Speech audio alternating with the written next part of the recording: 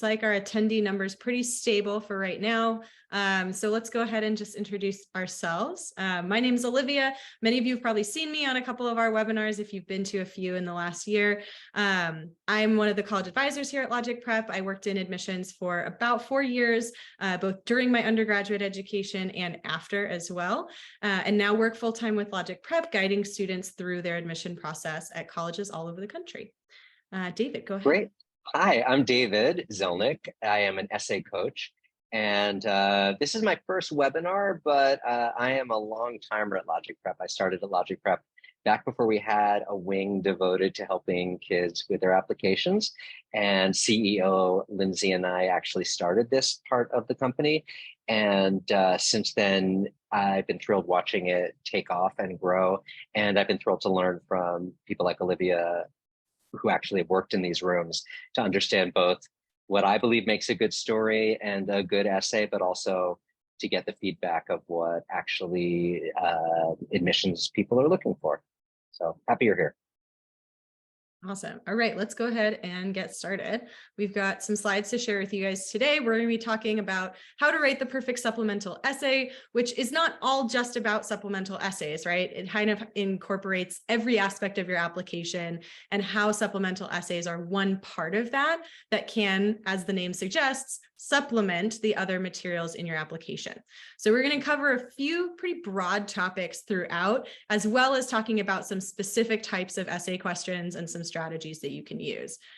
We're going to start by really just diving into what narrative means when we talk about that in the admission process. If any of you have talked to a college advisor in this process so far, if you're working with us already at Logic Prep, you've probably heard us talk about narrative. This is a really important aspect of your application. We'll also talk about why essays are a specific part of that narrative and why colleges make you write them in the first place. Then we're going to talk about a few specific types of supplemental essays and some strategies to employ when you are writing those essays. We'll also talk about what colleges actually say they want from their students and how you can use that language to incorporate into your own writing to make your application stand out for a particular college. And then lastly, we will talk about the elephant in the room, which you will find out what that is if you haven't thought of it already when we get there. Oh my God, that's narrative surprise. That's narrative surprise, all right. Okay, so as talking about narrative, let's give it a start for David. Go ahead. Great. So I should mention that in my other life, outside of Logic Prep, I'm a playwright. I write plays and musicals. And so narrative is a really, really important part of how I view the world. And narrative to me can mean a few things. One is the narrative that each student will bring to the table. And so that's primarily the narrative we're thinking of. Like what is the story of how you got to be at this application, how you chose this college, maybe how you came to be passionate about whatever you're hoping to study, or more a narrative of this is what I've been through and what has shaped my voice. When it comes to a narrative more specifically on paper, I always think of a narrative as having 3 parts, which is things used to be a certain way, then an event or series of events shaped me or shaped something, and the world looked a little bit different afterwards, either to me or to someone else. So when I think about the narrative for a student, I think first of all about a snapshot. I want to learn about the student in a really, really broad way first, just like, who are you? What do you care about? Maybe, some glimpse about what you're going to be studying, but also this is a chance to say who you are to the admissions committee and to shape how they view the rest of your college application.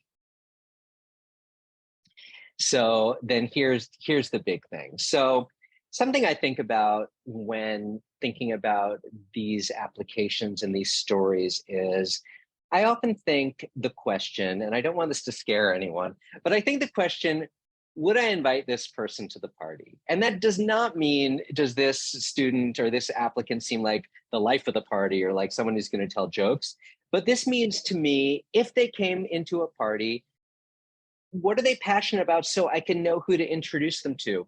If someone comes to a party and says, a cocktail party and says, oh, I was just in Rome and I'm really fascinated by art, but also I want to study Japanese, I'll be like, great, there's a guest over there who you should talk to, who's a Japanese studies major and loves Indian art.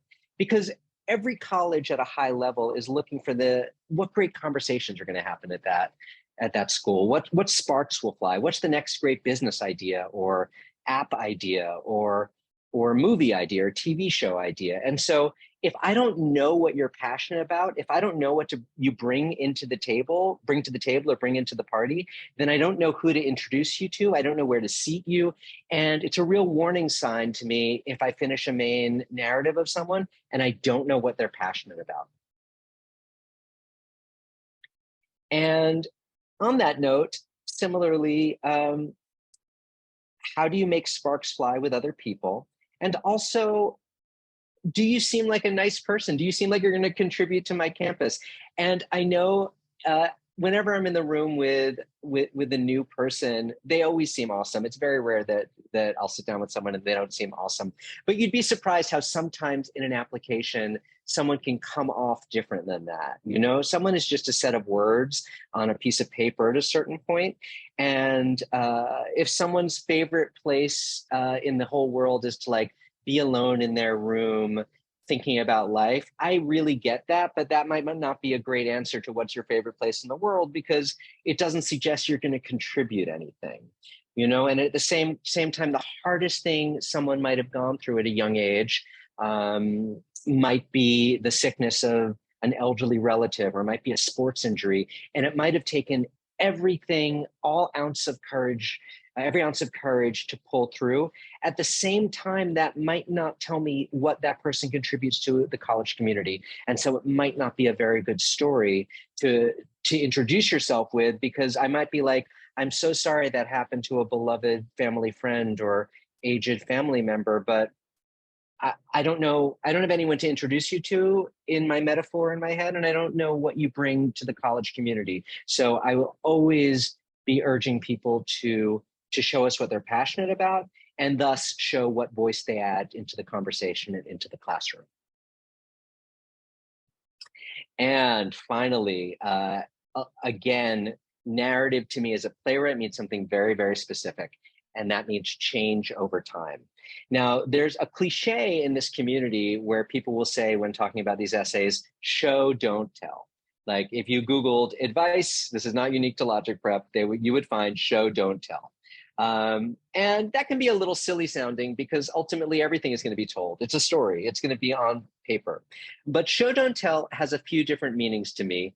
One of which is simply, if you tell something about yourself straight up, it can sound like a lie. If someone comes in and says, hi, I'm a people person, my first thought is maybe they're not a people person.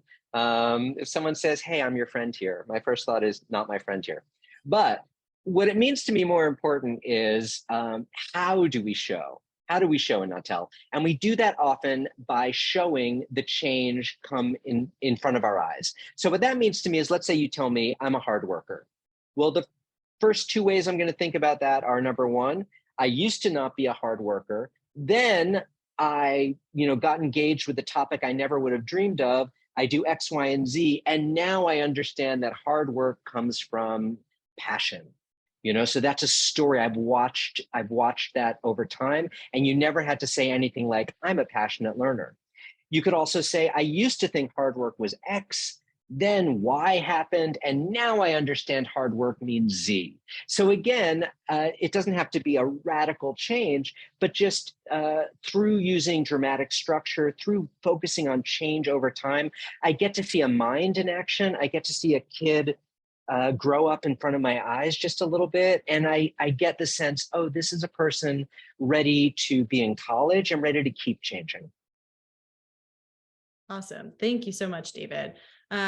One thing that I want to emphasize on this piece as well, not only is the story that you're telling and what those elements are, but also how they are told throughout your application. Because as I said, narrative does not only exist in your essays. So it is told first and foremost through your course selection and your grades. This is the first thing that college admission officers read when they read your application. It always starts with your transcript. So if you are a person who's really excited about STEM or something in that area, and all of your advanced classes are in English and history and social sciences, that doesn't really add up, right? If you are really passionate about STEM and you really want to go into engineering or biomedical research or something of that nature, your course selection should reflect that. Your advanced courses should be in math and biology and physics and chemistry and those areas, because that makes sense with that narrative, right? And then similarly, the grades that you earn, if your strongest grades are in the humanities and you're saying that you want to apply for STEM fields, that doesn't make a lot of sense, because it looks like academically you have been performing stronger, which typically means you enjoy those classes more in the humanities as opposed to in the sciences. Now, if you have advanced coursework and really strong grades across all of those areas, kudos to you. That basically opens up pretty much anything that you could be applying for. And, you're welcome to have a really high English grade and also apply for biology if you also have high grades in biology. But just to throw that out there, if your grades are a little bit mismatched or you only have so many advanced courses you can choose, you want to make sure that those deeply reflect the actual academic interests that you have and what you say you want to study. Similarly, in recommendation letters, you're going to get narrative accounts from your teachers and from your counselor. So this is people who are going to write part of your narrative for you. So getting to make sure that you have strong recommendation letters is a process of getting to know your teachers, getting to know your counselor, making sure that they understand who you are, what you bring to the classroom, because that piece is also going to shape your overall narrative. And that's one piece of the application that you have essentially no control over once it's written. What you do have control over is the relationship you build with that person who will then write that letter for you. Test scores can also be part of your narrative. Maybe you choose to submit them, maybe you don't. If you are a stronger tester in the reading section as opposed to the math section, that says something about your narrative. Maybe you're more of a humanities focused person. Similarly, vice versa. If your math is stronger than your reading, maybe that means you're more of a math and science person. That contributes to your narrative. If you decide to interview with the college, some colleges do offer that option. That also contributes to your narrative. That's the opportunity for you to verbally tell the college about yourself and express not only the things that you want to say, but also how do you interact with people? How do you answer questions or ask questions? So that could be an important piece as well. Also through your activities. Many of you, if you are working already with Logic Prep, you've been working on your activities lists for a long time now, making sure that they're in the right order and the descriptions are as strong as possible to help people understand what you've done and why you've done it. And this also contributes. I'll use the continued example of a student who's applying for a STEM field. You can supplement your narrative by doing research in a STEM area or by shadowing doctors at a hospital if you want to go into medicine, or shadowing an engineer if you want to go into engineering, getting an internship in an area of your interest. All of those activities help to show the continued narrative in that area of interest that you have. And then lastly, after college admission officers go through all of those pieces of your application, they finally get to your essays. That is typically the last piece that a college admission officer will read. So once they've gone through every other piece of your application, they should have a pretty solid understanding of who they think you are, who they expect you to be. And your essays now have the opportunity to do two things. They have the opportunity to corroborate what is shown through the rest of your application, right? If everything that you have in your application is showing you're a STEM person, and then your essay says, I want to apply to law school, there's a mismatch there, right? But if everything in your application is STEM, this is what I'm interested in, this is what I love, now your essays are corroborating that same story. They also have the opportunity for you to show a different side of yourself. So maybe you love STEM and that's something that you want to make sure the college knows, but also there's a lot more to you than that, right? Are you a wonderful older brother who has really taken your younger siblings under your wing and been a mentor to them? Are you the captain of your soccer team and that's been a really formative experience in your life? Are you really involved in a particular cultural movement, or do you love learning languages, or are you passionate about, I don't know, Brazilian folk tales at the same time as loving math and science, right? So you get to show those different sides of yourself outside of that also. So that's the order and the direction that your narrative takes when a college reads your application. Anything to add, David, before we move on to the next piece?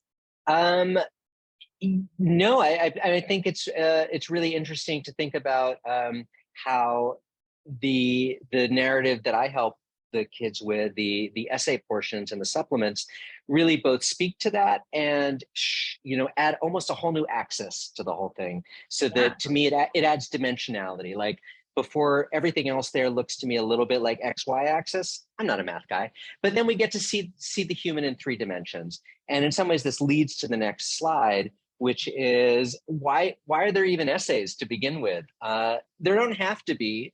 Plenty of national systems of who gets into what college do not have essays. And then other countries, when they do have essays, they're a little bit more like what we might consider grad school essays, like, am I appropriate for this major? Let me prove it to you that I am, and let me tell you what I want to do with this major. And it's much more like a business letter, but like from a younger person. The American system, especially to a lot of outside eyes, looks a little bit strange. The essay is, we want to be able to root for this student. We have these, 30 or 40 very high level colleges, which are the kind that most of the kids who we work with, some combination of them is where they want to go. And for these colleges, there's just a very American idea that we want to like you. We want to know who you are as a person. And we want to believe that you're more than just the sum of your scores, your grades, your classes. We believe that's important, but we want to like you and we want to root for you. And there's a lot of ways for that to happen. That doesn't just have to be like, you seem like a superstar, because we do want a sense of mix. But the overarching reason about why there's an essay is we really believe that we can assemble a better class of people. And by class, I mean here classroom or set of people in a college class, if we know a little bit more about them and we can start balancing the kinds of voices in the room. And remember that this is a chance for us to, like the kid a little bit more, maybe even like start rooting for the kid and being like, I want that kid at the party. I want that kid in the room. I want that kid on my campus. And the final thing I want to say about the essays before we go over a little bit more nuts and bolts is that at this stage of your application, even though the essays are just one among 4 or 5 very important things, they are the thing you can control most. Like you'll have hopefully spent a lot of time making sure your grades are great, your relationships with teachers are great, and your activity list. But at this point, the thing you can do most is talk about your journey and your life in a way that gets me on your side. And if you do have things that were a little bit bumps along the way, it's a chance for me to see you in context so that I still root for you and I still care about you. And so the essays are so important, even though they're just one ingredient, because they're the ingredient that you can control right now that can shape how I view the entire application.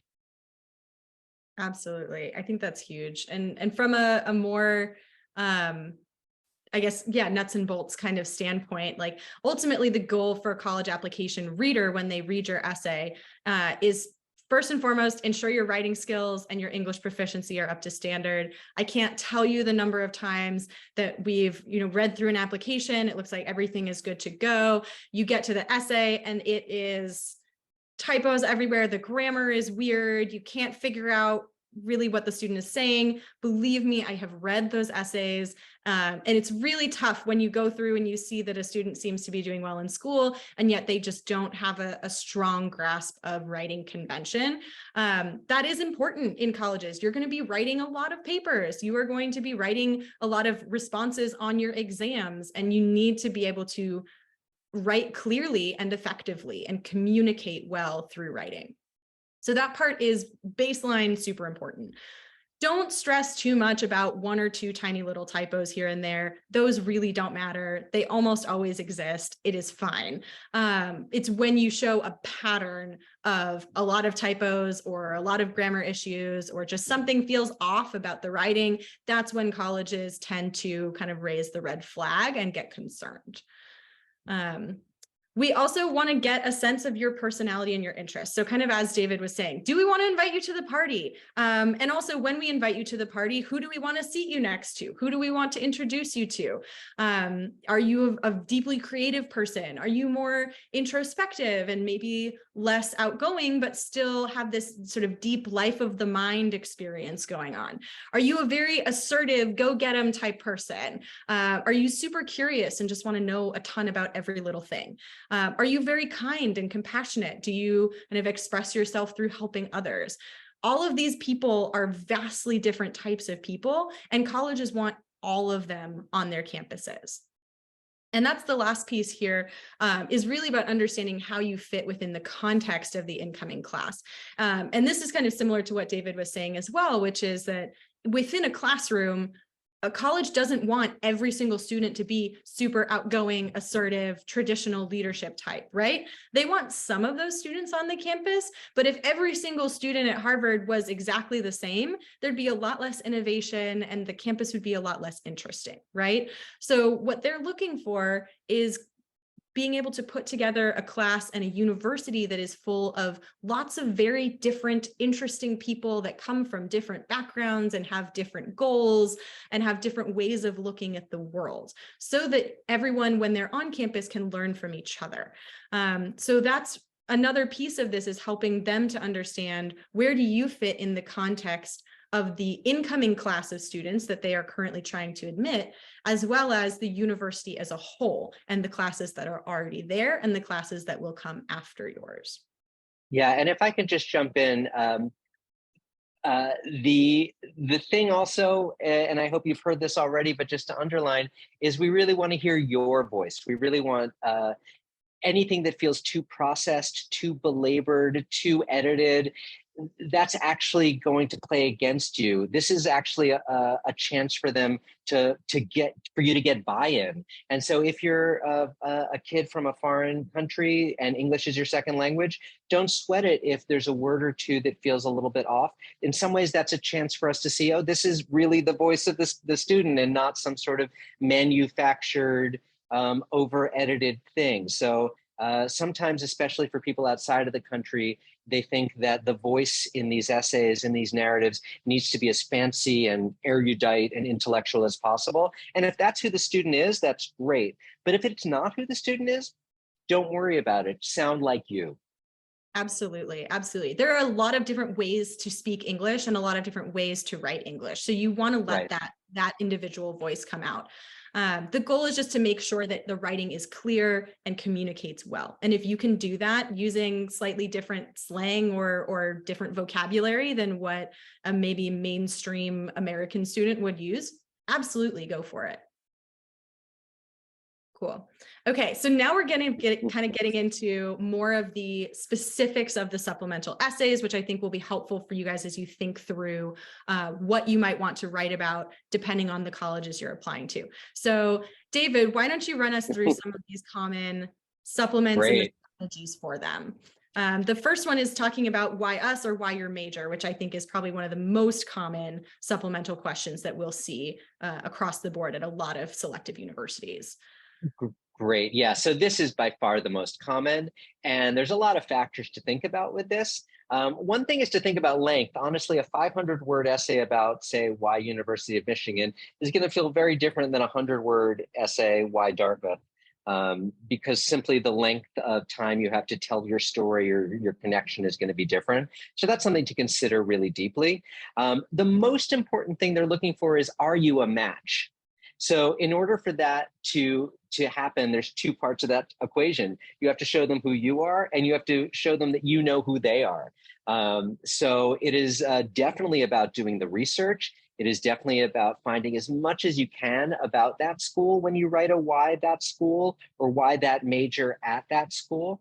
because it's disrespectful to not do that level of research. And honestly, I think one of the worst things that can happen is a reader at a college can sense that you cut and pasted from another college. And so the reality is you might be reusing sentences from college to college, but it should never feel that way. And you should be doing so much specific research that the sentence structure doesn't matter if it's the same. And oh wait, they're getting, unlike your main essay, they're getting answer after answer to the same question. Let's say we're talking about Michigan. Why Michigan? So they're reading one after another after another. And you want to think about that. If you're going to say the 5 things that everyone says about Michigan, even if they're heartfelt, maybe think about, can you find 1 or 2 things that show that you've done the work, that reflect something perhaps unique about the college that not everyone has found out about, and best of all, that reflects something about how you are going to engage with the college. So if you're someone who loves tutoring, then maybe you find out different clubs that do tutoring or different places in that community that are even maybe, you know, not affiliated directly with the college that do tutoring, and you do the work to see if you can make a connection and then say, I'm really excited about this. This is unique to this school, and this is something I want to engage with. So always be looking for the match, and always be showing them the respect of really connecting with what they believe about themselves. Absolutely. One thing I'll add to this too is that you want to remember this is supposed to be a story, right? It's not supposed to be just a list of, I love Michigan because it has this and it has this and it has this, and I can do this and this and this. So you want to try to stray away from just listing stuff and really make sure that your essay, however short it may be, still tells a story. And so you still see some of that change over time, right? Once I thought that I might really love Michigan because of this, but then I learned about this other thing that I love even more. And now I love Michigan even more, or maybe it could be a story of, oh, I didn't really think about Michigan that hard. It wasn't really at the top of my list. And then I visited and I had the most amazing experience and it completely changed my perspective. And now this is my favorite school. So you want to keep that change over time element in these types of essays. Yeah, I really agree with that. I also think that as far as coming up with unique ways to connect to it, definitely don't just use their website. Go to Reddit, Google like 5 amazing reasons to go to this school and see what other people say. See if you can find anyone who's written about it, or certainly if you're not able to do an actual visit, can you reach out? Do they have a program where you can reach out to a student in your major? Do they have a program where you could actually email a professor in an intended major and be like, hey, this is who I am. This is what, if you can come up with a question so it doesn't just feel generic, then you can be like, as I was talking with this professor about how this major is structured, I got more and more excited. So it really shows that you're not just ticking off a list of, I saw these 3 classes and I saw this one club. It says, I've really already begun my journey with this school. Please let me continue my journey with this school by letting me in. Yeah, that's a great way to phrase it. Another really popular one that we see is extracurricular activity or leadership. And this is often the question phrased exactly the same for many different colleges. Some of them will change it up a little bit, have particular nuances, but generally the same thing that they're really asking throughout. So how do you recommend approaching this type of question? Well, to me, after your main essay and the why this major, I often think very few people are going to get into a school based on their extracurricular essay, but this is another chance to really, really, like the kid, to really like see a new angle. And to me, this is a question where they're secretly hoping, let your guard down a little and show us something you love doing. Of course, you want to highlight things you care about and things that are going to make your application look good. But also, if you really just always love volleyball and you've been, on your volleyball team every year, and everything else in your application is very much about, STEM, or humanities or something else, maybe this is just a chance to show them this is something I love doing and this is how it shaped me. Again, I am looking for a journey, and it should be pretty easy to construct some journey, because if you've loved something and you've done something over a few years, which I imagine is anything you would be willing to write about, you can talk about your different roles over time. You can talk about whether there's an event that really symbolizes or encapsulates everything you love about this extracurricular. There can be a sense of how you want to pay this forward and maybe continue doing this extracurricular once you're on campus. But above and beyond everything else, I should believe you really like doing this activity, and I should really, sense your pleasure in this activity. If I don't, then to me, this is a little bit of a waste. Yeah, absolutely. It's really important to be authentic and genuine about all of these as much as possible. All right. And then another really popular one that we see is talking about community and or how you engage with community. So how do you recommend approaching something like that? Great. So this can be a tricky one. So I think of this in a few ways. It's here where, and we'll talk about this, but it's here where I start thinking about balance too. If your main essay is really funny or really lighthearted, then I might suggest something really more earnest with a community essay. If everything up to now has been really hard on your sleeve, this is what I genuinely care about, and you don't have a more readily available community to pick on, you could do something fun here. I belong to a community of people who love Mexican telenovelas, and that's how I connect with that culture, whether or not you're of Mexican descent.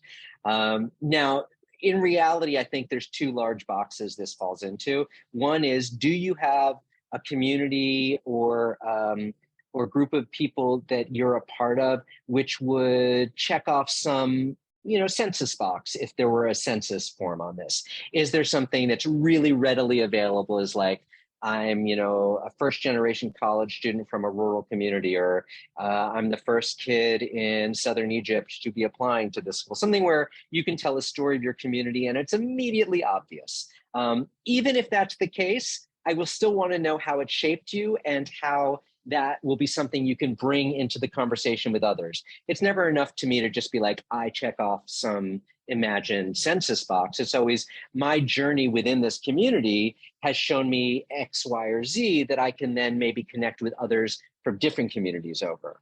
And if you don't have that readily available community that is immediately legible as like, I'm part of this community, it can take a little bit more work. But you always should find something where if there were 10 people in a room who all shared this, you would immediately have something to talk about. So if you're like, I love sertaneja music in Brazil, you're like, if I was in a room with 10 people who loved it, we would talk for hours. So that I sense, oh, okay, this is the kind of community, this is the kind of voice they bring. This is another chance to see something you're excited by.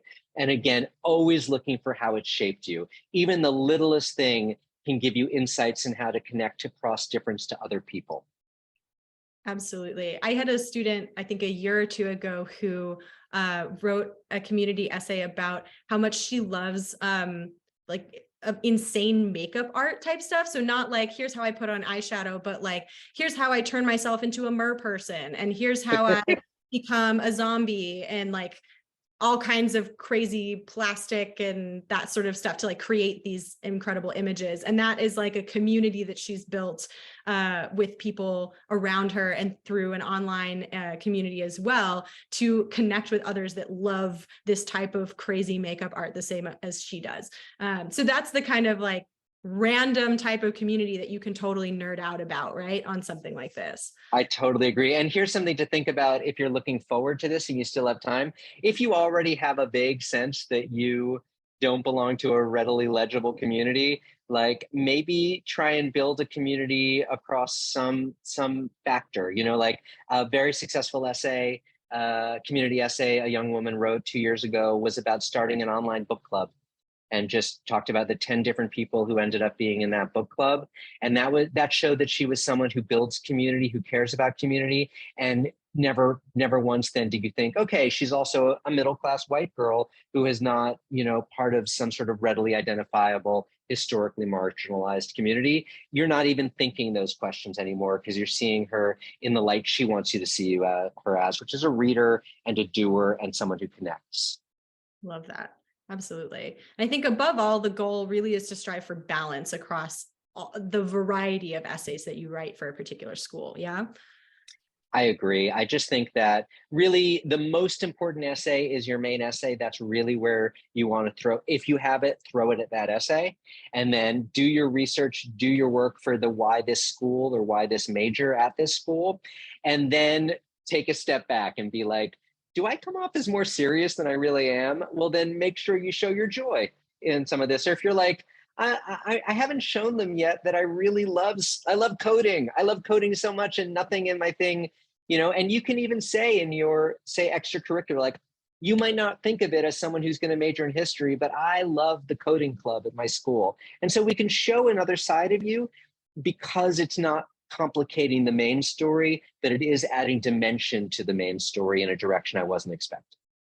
Absolutely. Yeah, you want the primary narrative of your story to be very, very clear. Like, primary narrative of my application is I am this type of person. I have a goal to do this type of thing. But you also need some variety in there too. You want things that give you nuance so that you're not just one thing in your application, but you also get to see other sides of you as a human being. Awesome. All right. So one thing that I think can be really helpful, and this is super useful, especially when you are writing those type of why essays, is that a lot of colleges will tell you exactly what they want out of their students. And this does not mean, oh, they want every student to be exactly the same, right? But they're looking for similar traits that may manifest themselves in a variety of different ways. So one thing that you all can do as you're doing your college research is look up the announcements that colleges make when they are announcing their new class that they have admitted for the past year. These typically get published on the college websites or the college newspapers in April. So they're very easy to find. If you search Dartmouth class of 2027, you're easily going to find a link to the college's announcement about their class. And these are the types of things that these schools will say. So I will start, I suppose, with Columbia. They mention specifically looking at imaginative voices and bold displays of curiosity and generosity. So take this language that the college gives you and use that to shape your application for Columbia. How can you show your imagination, your curiosity, your generosity in the essays you write specifically for Columbia? At Notre Dame, they really love students that show a commitment to the mission. How passionate are you about being a leader of character, educating the heart and mind, and going out being a means for good in this world? So Notre Dame is really focused on their college mission, on your leadership, and also on your capacity to do good and your interest in doing good in the world. How can you show that then in your Notre Dame essays? If you're applying to Brown, can you show that you are creative, talented, community-oriented, and energized about improving your community and the world? So not just local, but also thinking globally as well. If you're going to apply to Dartmouth, which I mentioned earlier, one thing that they mentioned is they love when a student's academic interests are terrifically aligned with the liberal arts program that they have and the points of excellence that it offers. Those types of small discussion-oriented classrooms, the flexibility, the independence, the opportunity to learn and grow at a college framed by nature. Dartmouth is kind of in the middle of nowhere to a lot of students' perspectives. So how do you see that as a boon, as a benefit, rather than as a detractor for that school? And then finally, I'll share a quote from MIT, which mentioned their shared standard of rigorous academics, high character, and a strong match with the mission. So if you don't know what MIT's mission statement is, and you're planning to apply to MIT, you better go look it up and see how you can use the language that MIT gives you to shape what you write, and make sure that you are really kind of meeting what they are looking for. Of course, always in a very honest and genuine way, right? So don't go around pretending that you are something that you aren't, but see if you can find the match between the language the college gives you and how you see yourself. Because there are a lot of different ways to achieve a college's vision. There are a lot of different ways to be curious or generous or community oriented. So just find the match between you and that school and show them that you are doing exactly what they're looking for. Anything you wanted to add to this, David? Yeah, you just remind me that this is a very specific journey you're going to go down applying for schools. And as a writer, I just want to say it's a very specific genre. Like if someone wanted to write me a long imaginative essay about what they care about that sort of drifted all over the place and really revealed themselves, that might be an amazing short story. It's not going to be right for this. Everything in this genre is about getting them to toggle the switch to yes and not toggle the switch to no. So we're trying to tell a story that is quick, legible, and gets me on your side, and that hopefully says, yep, they've done the work. They're a great match for us. Welcome to my school. And so always keep that in mind, that that you want to be authentic and open, but also this is a really specific world you're going to be entering, which is how do you get a room full of strangers to understand who you are and start rooting for you. Absolutely. How do you get the people at these schools to see that you carry all of the traits that they are looking for? Yeah. That's the goal. All right. As David said, remember to let your guard down, right? Yeah. So, I mean, it's interesting. Back to the original show, Don't Tell, and everything is, of course, told.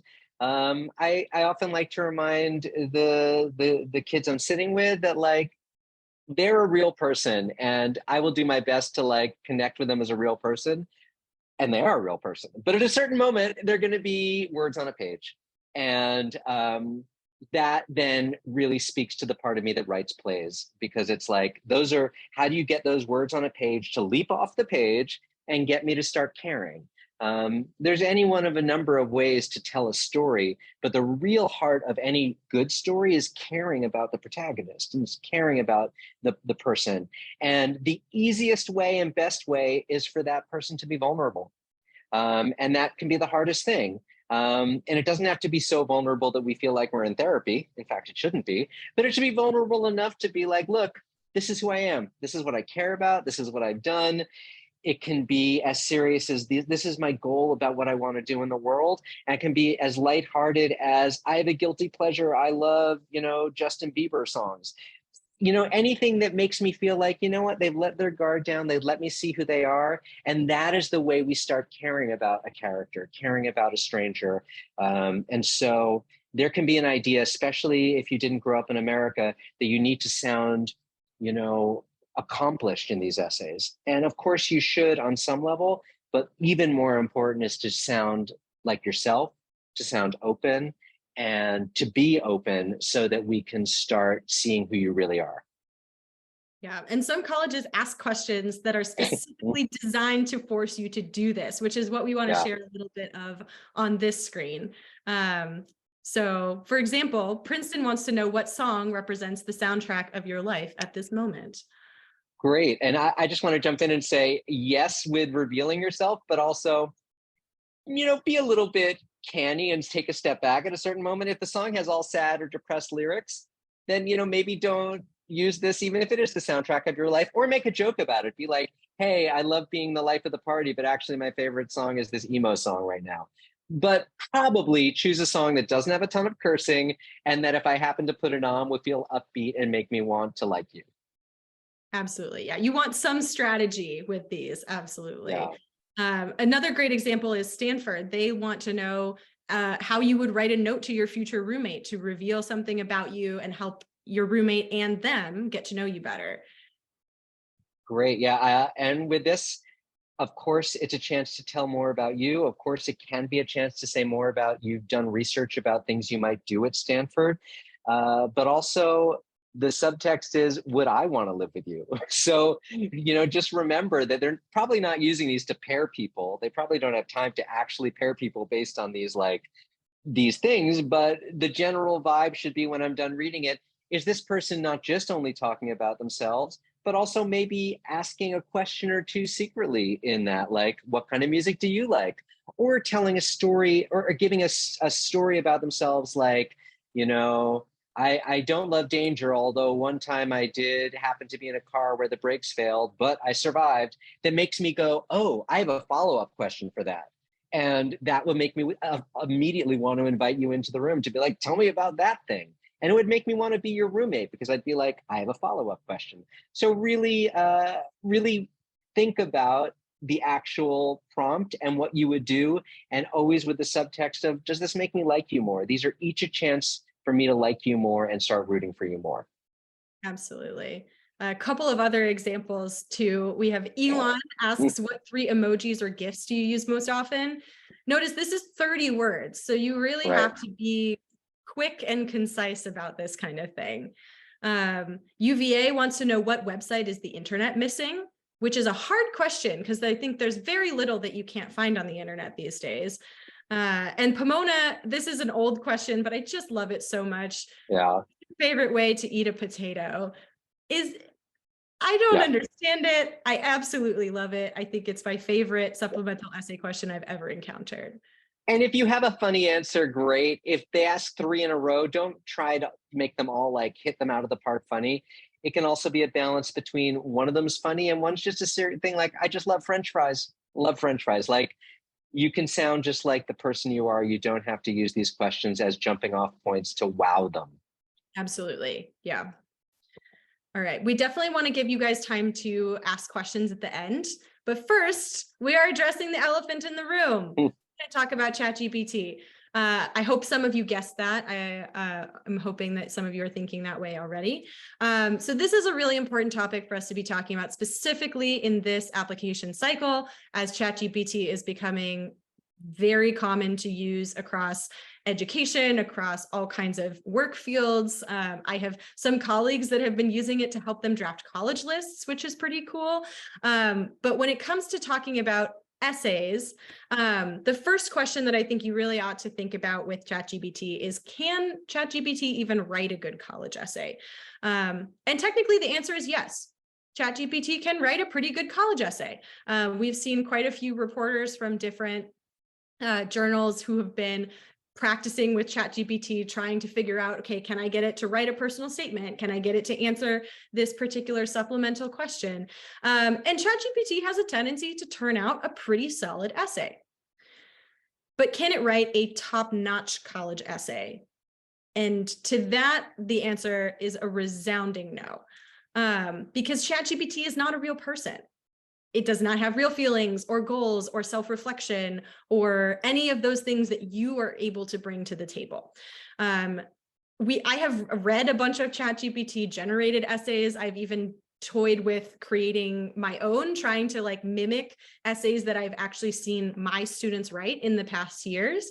And I can tell you the student written versions are so much more interesting, so much more complex, and just so much more various than the ChatGPT versions. So if you want a good college essay that's just gonna get the job done and be okay, sure, you could use ChatGPT for that. If you really want to write a top-notch college essay that is going to showcase yourself in the best possible experience and really give you the best possible shot at those top colleges, I recommend not using it.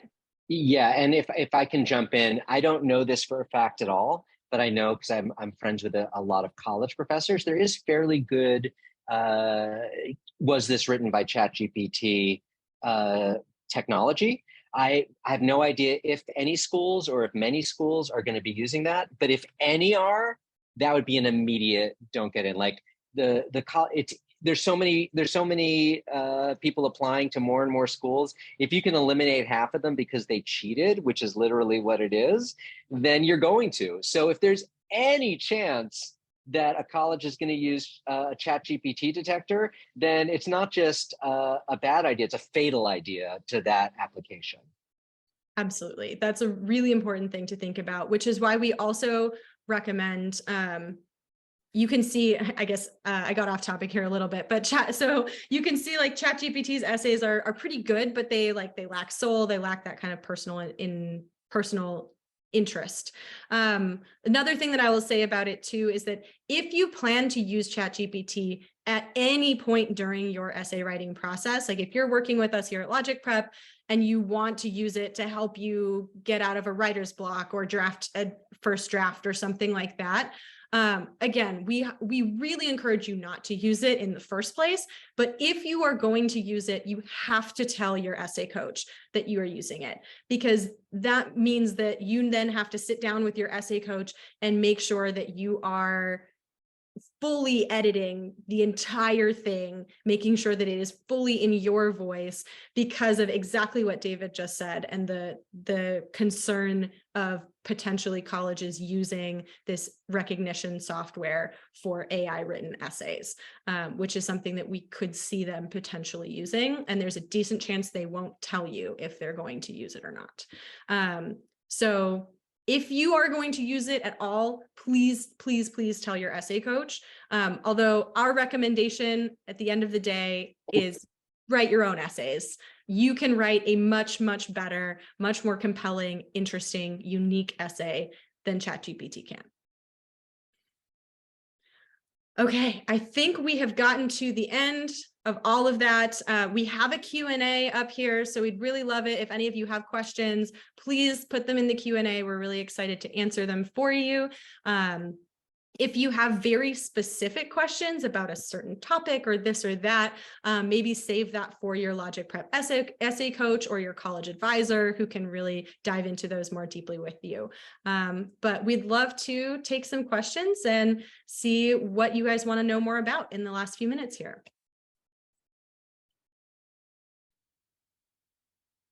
And as we're waiting for folks to drop things in the Q&A, I know one of the questions that we had sent in ahead of time was about what not to write about. And I really want to get your perspective on this, David. What are some of the topics that you've seen that you just generally do not recommend students using?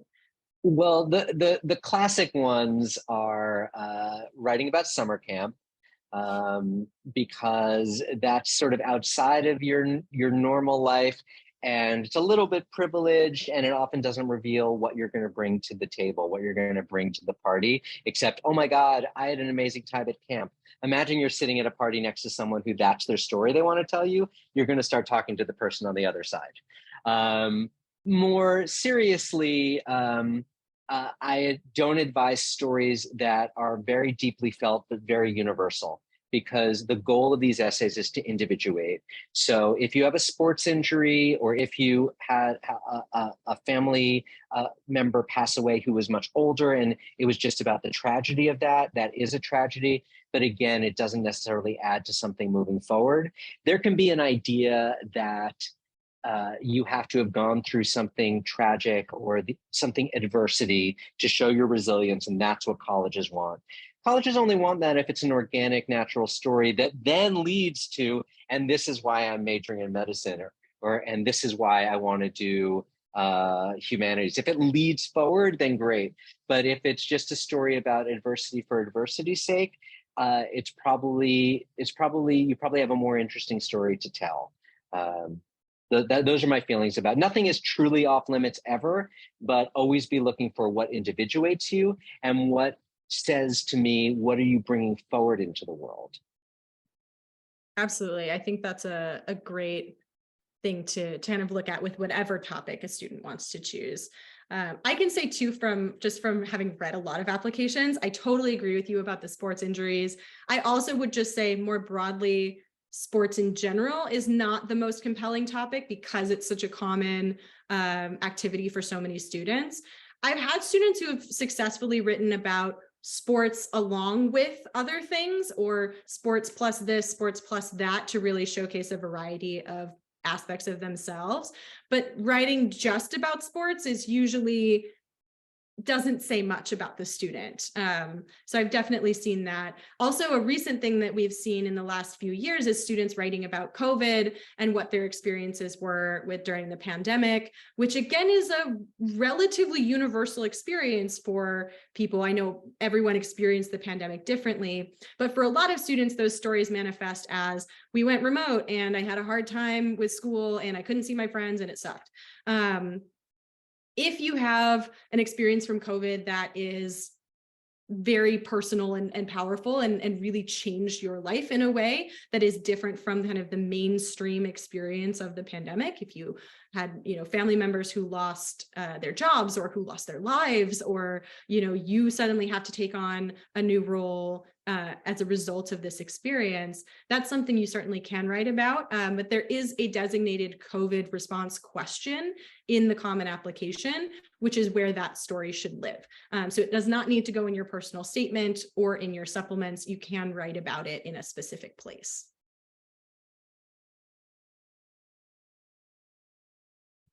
Yes, sometimes what I will say is if you dropped your essay in your high school hallway without your name on it, would everyone know it's yours?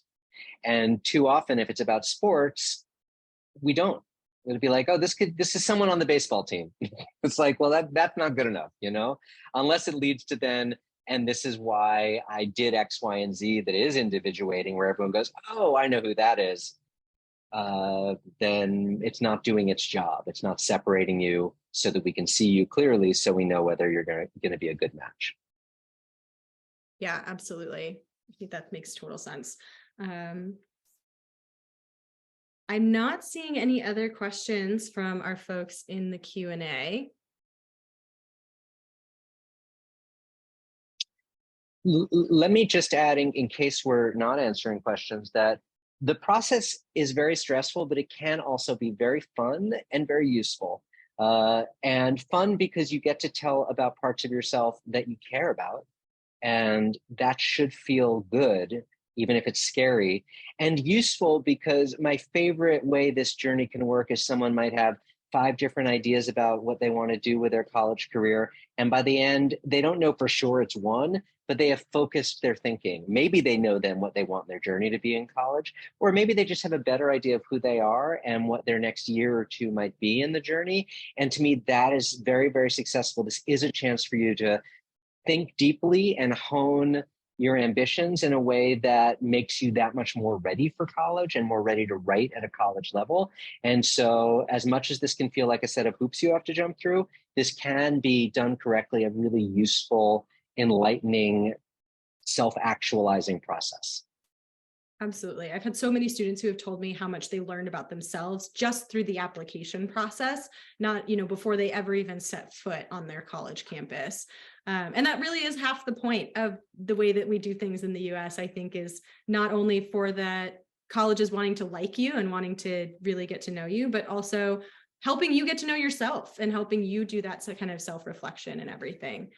I am seeing a question actually in the Q&A now. So someone asked, is it okay to reference the experience of writing the college essay or explicitly mention the essay being written in some way? And I think what they're getting at is writing in the essay about writing your essay. I mean, to me, if it's just a gesture of like, as I was writing this essay, I wondered whether I should bring this up, totally fine. If that's the voice you want to have. If it's like the big story you want to tell is about the applying or about what it's made you think or reflect on, then no. But if it's just offhand, every situation is different.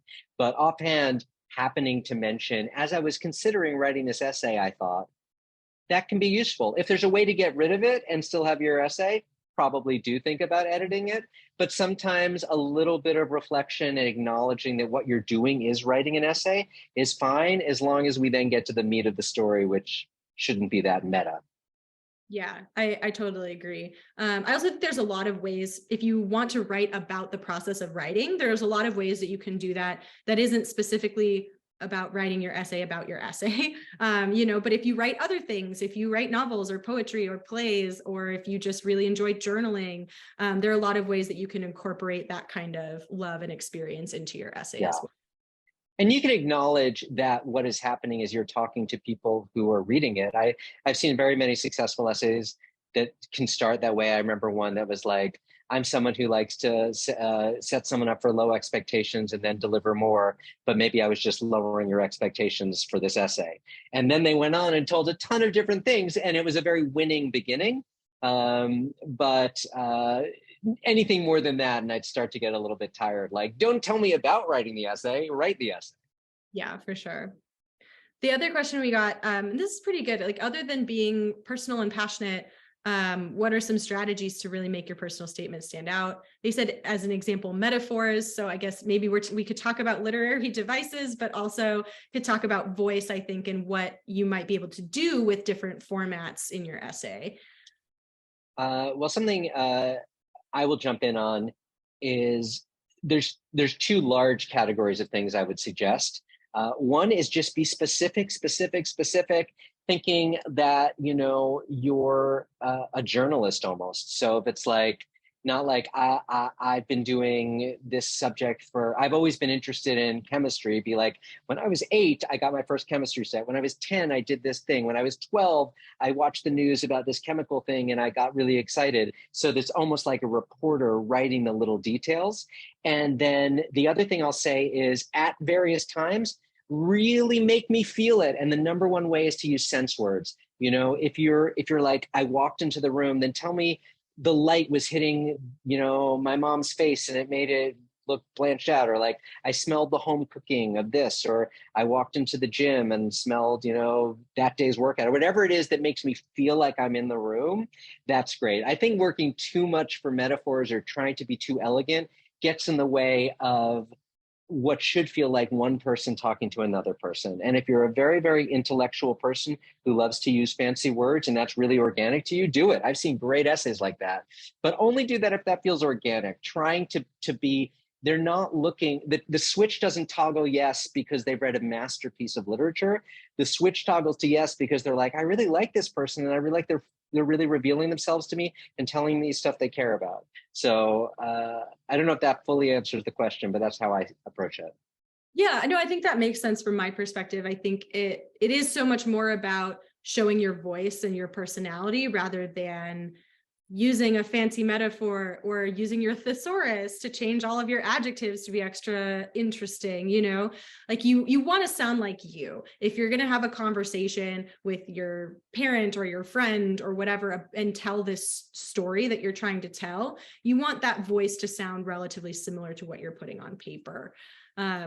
And there are students that have used like different forms and different literary devices to great effect. Like I had a student 2 years ago, I believe, that had this great essay that was writing about her journey of self-reflection and journaling and all these different vignettes. And so she had sort of like 3 mini stories that she wrote and put together with this narrative structure of like a once upon a time this, and then this happened, and then the end, but not really. So you can kind of play around with stuff like that if that feels true to you, and use that as a way to help tell your story. But you'll definitely want to make sure that you have like someone else in your life read it as well, so that they can also tell you it sounds like you. Yeah, I love an essay with a hook or with an idea that makes it visually interesting, as long as it really feels true to the idea and true to the student. If it feels like it's trying too hard, then again, imagine you're sitting at a party next to someone who comes in with 3 rehearsed jokes and anecdotes and seems like they're trying too hard. It's like, okay, I get it. Sincerity is always the first thing, and then form does content. Absolutely. All right, we have kept you all a few minutes over time. So if you have any other questions, feel free to reach out to either of us, David at logicprep.com, Olivia at logicprep.com. You're also welcome to, if you have your own advisor or essay coach, take some of the stuff that we talked about and talk about it with them as well. I also would love it if any of you would take a moment to fill out our survey. I just put the link in the chat a moment ago. We'll be sending out a follow-up email as well, but it's really helpful for us to know, did you like the event? Did you feel like it was helpful? Is there anything you recommend we improve, so that we can make sure we're putting on events that are really useful to you and the kind of thing that you want to see and hear about. So thank you all so much for joining us tonight. We hope you have a wonderful rest of your week, and please keep in touch.